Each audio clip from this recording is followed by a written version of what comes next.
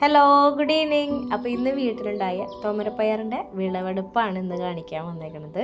ഇതിനെ തോമരപ്പയർ എന്ന് പറയും, തോരപ്പയർ എന്ന് പറയും, അങ്ങനെ പല പേരിൽ അറിയപ്പെടുന്നുണ്ട്. നിങ്ങളുടെ നാട്ടിൽ ഇതിൻ്റെ പേരെന്താണെന്ന് വെച്ചാൽ ഒന്ന് കമൻറ്റ് ചെയ്യുന്നത് നല്ലതായിരിക്കും കേട്ടോ.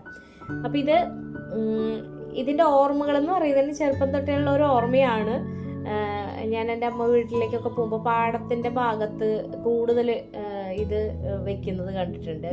പല വീടുകളിലും ഒരു തയ്യെങ്കിലും ഇല്ലാത്ത വീടില്ല എന്നാണ് എൻ്റെ ഒരു കാഴ്ചപ്പാടിൽ. കാരണം പണ്ട് കാലത്തുള്ളവർക്കൊക്കെ അറിയാവുന്ന ഒരിതാണ്. ഇത് കഴിക്കാത്തവരും ഉണ്ടായിരിക്കില്ല. ഇപ്പോഴത്തെ ആളുകളാണ് ചിലപ്പോൾ കഴിക്കാത്ത ആളുകളുണ്ടെങ്കിൽ നല്ല ഇത് ഉപ്പേരി വെച്ച് കഴിക്കുകയാണ് നല്ലത്. ഇതിൻ്റെ മൂത്ത് കഴിഞ്ഞിട്ടുണ്ടെങ്കിൽ ഞാനിത് കൊണ്ടുവന്നൊരു 9 വർഷം മുൻപ് ഇതിൻ്റെ തൈ കൊണ്ടുവച്ചത്. 3 തൈ കൊണ്ടുവച്ചു, 2 പിടിച്ചു. പിന്നെ എനിക്കിത് സെപ്പറേറ്റ് വേറെ തൈ മാറ്റി വെച്ച് പിടിപ്പിക്കാനോ ഒന്നും ചെയ്യേണ്ട വന്നിട്ടില്ല. ഇതിൻ്റെ വിത്ത് തന്നെ വീണ് ആദ്യം തന്നെ പിറ്റേ വർഷം മഴ പെയ്യുമ്പോൾ കിളിർത്ത് വരും. അതിൻ്റെ തൈ വന്ന് ഒരെണ്ണം വീണ്ടും നന്നായി ഇതിൻ്റെ കായൊക്കെ തരും. പിറ്റേ കൊല്ലം ഇതന്നെ. ഇതിങ്ങനെ കണ്ടിന്യൂസ് ആയിട്ട് ഇങ്ങനെ വന്നുകൊണ്ടിരിക്കുകയാണ്. അപ്പോൾ ഇത് എല്ലാ വർഷത്തെയും പോലെ ഈ വർഷവും എനിക്ക് 2 തൈയാണ് വന്നിട്ടുണ്ടത്. അതിന് നോക്കാത്ത കാരണമാണ്. ഇല്ലെങ്കിൽ നമുക്ക് ഇതിലുള്ള എല്ലാ തൈയും നമുക്ക് ഉപയോഗിച്ചിട്ട് നിറയെ തന്നെ വിത്തുണ്ടാവും.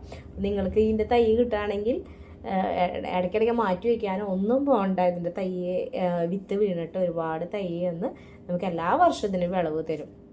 അപ്പോൾ ഇതിന് മൂത്ത് കഴിഞ്ഞിട്ടുണ്ടെങ്കിൽ ഇതൊക്കെ പറിച്ചെടുത്ത് കൂട്ടാൻ വയ്ക്കാം, കറി വയ്ക്കാം. അതായത് ഇതിന് ശേഷം ഇതിൻ്റെ ഉണങ്ങിയതുണ്ടാവും. ഉണങ്ങിയത് വിത്തിനിട്ട് ഉപയോഗിക്കണമെങ്കിൽ അത് മാറ്റി വയ്ക്കണമെങ്കിൽ അങ്ങനെ ചെയ്യാം.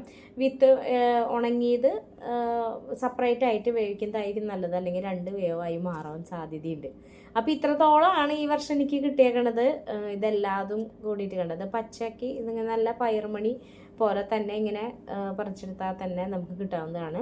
ഇതിൽ ഉണങ്ങിയത് മാറ്റി വയ്ക്കണം. ഉണങ്ങിയതാണെങ്കിൽ ഒരു തലേദിവസം വെള്ളത്തിലൊക്കെ ഇട്ടതിന് ശേഷം മണി ഒന്ന് കുതിർത്ത് വന്നതിന് ശേഷം വെക്കുന്നതായിരിക്കും നല്ലത്.